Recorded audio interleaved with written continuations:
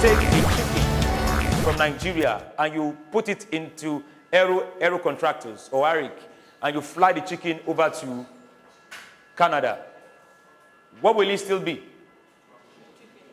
Be a chicken.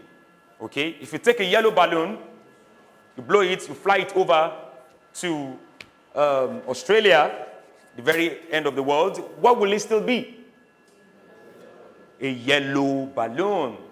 All right? So the situation don't determine the character of a leader in terms of who the leader has become. A leader must maintain a position of character, of integrity, that your yes is your yes and your no is your no. What you will not do, you will not say. What you will not say, you will not also do. And then people must know you for what you stand for. Somebody praise God.